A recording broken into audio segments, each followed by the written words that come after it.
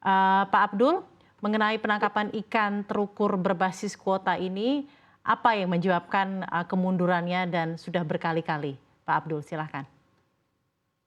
Ya, terima kasih Mbak Safira. Seperti tadi disampaikan oleh Pak Rohmin bahwa wacana penangkapan ikan terukur ini pada prinsipnya adalah kebijakan yang baik begitu ya. Sejak digulirkan 3 tahun yang lalu, namun kemudian ketika dituangkan ke dalam satu bentuk peraturan perundang-undangan, disitulah kemudian kita mendapati sejumlah persoalan yang perlu ditangani terlebih dahulu sebelum kemudian kebijakan ini diberlakukan.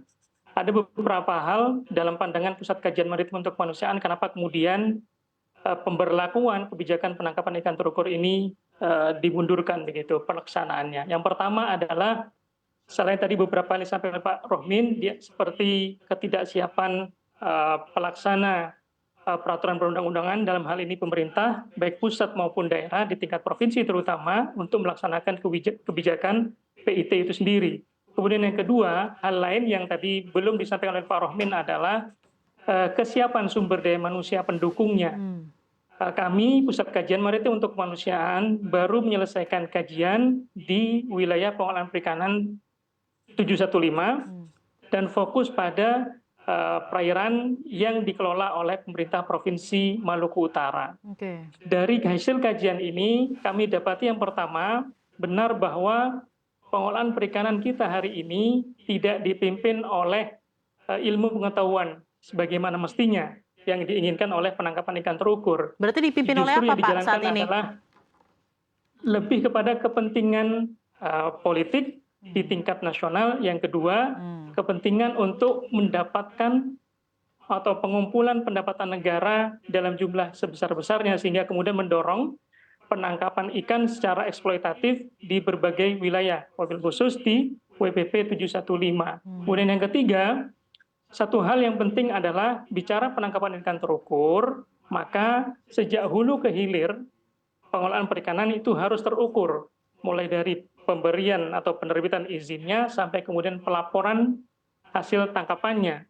Yang kami dapati di lapangan, hasil tangkapan ikan yang menggunakan alat bom ikan ini justru juga masuk dalam pendataan. Kenapa kemudian ini diloloskan di tingkat pelabuhan perikanan? Ternyata faktor utamanya adalah pengawasan sumber daya kelautan perikanan kita yang masih lemah.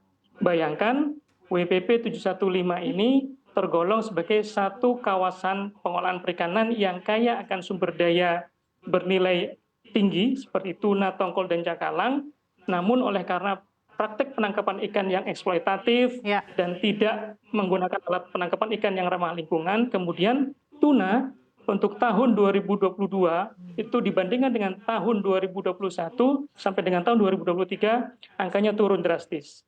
Kenapa?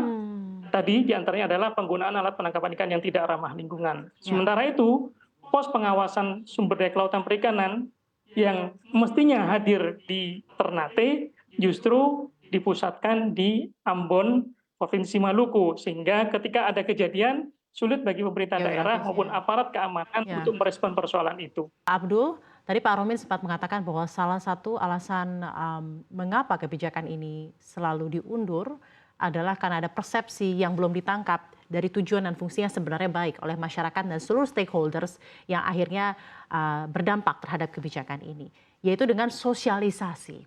Sosialisasinya belum cukup baik. Bisa tanggapan Anda mengenai hal ini Pak Abdul, dan seperti apa sosialisasi yang sebenarnya harus dilakukan untuk regulasi ini akan bisa diterapkan? Ya, dalam pelaksanaan kajian pengolahan perikanan di WPP 715 yang kami lakukan, ada muncul satu istilah yang disampaikan oleh para narasumber, baik di level pemerintah provinsi maupun yang memiliki jalur komunikasi struktural dengan pemerintah pusat, dalam hal ini Kementerian Kelautan Perikanan. Dari beberapa wawancara yang kita lakukan, istilah yang dimunculkan adalah ada mafia regulasi di tingkat pusat yang kemudian membuat bingung baik pelaku usaha perikanan di tingkat daerah, dalam hal ini provinsi dan kabupaten, tapi juga membuat bingung pelaku usahanya. Jadi pemerintahnya sudah dibuat bingung, kemudian pelaku usahanya juga dibuat bingung. Kenapa? Pemberlakuannya terkesan mendadak begitu, kemudian penyusunannya dianggap tidak melibatkan partisipasi aktif mereka di daerah. Yang justru terjadi sepanjang tahun 2022 sampai dengan tahun 2023 adalah pemerintah daerah dipaksa untuk mengiyakan atau bersepakat dengan apa yang diatur di tingkat pusat. Kemudian yang kedua, ada mobilisasi orang baik di tingkat provinsi maupun kabupaten agar berupaya cepat begitu ya, mengakselerasi pemahamannya di tingkat internal mereka agar tune in, bahasa lainnya, dengan penangkapan ikan terukur ini di level regulasi. Sayangnya kemudian daerah dengan segala keterbatasan dan keragaman tantangan yang mereka hadapi tentu kemudian menjadi problem tersendiri, sehingga saya kira problemnya justru tidak hanya di level sosialisasi, tapi justru lebih awal dari itu adalah proses penyusunan peraturan perundang-undangannya. Sekalipun pada prinsip awalnya kebijakan penangkapan ikan terukur ini baik. Hal lain yang juga menjadi catatan dari Pusat Kajian Maritim untuk Kemanusiaan berkenaan dengan pengaturan penangkapan kebijakan terukur di level peraturan perundang-undangan adalah kembali dimasukkannya klausul berkenaan dengan akses kapal-kapal asing di tengah kapasitas pengawasan sumber daya kelautan perikanan kita yang tergolong belum ada perbaikan signifikan sejak tahun 2015 awal. Dalam konteks itu, catatan kami, UNCLOS atau United Nations Convention on the Law of the Sea membolehkan suatu negara yang memiliki sumber daya untuk memberikan akses kepada kapal ikan asing. Akan tapi ada beberapa catatan yang harus dilakukan. Di antaranya adalah memastikan bahwa pelaku usaha di dalam negerinya sudah memiliki atau merasakan keadilan terlebih dahulu berkenaan dengan pengolahan sumber daya perikanan yang ada di negara mereka. Berkenaan dengan ini, apa yang terjadi di Maluku Utara justru sebaliknya.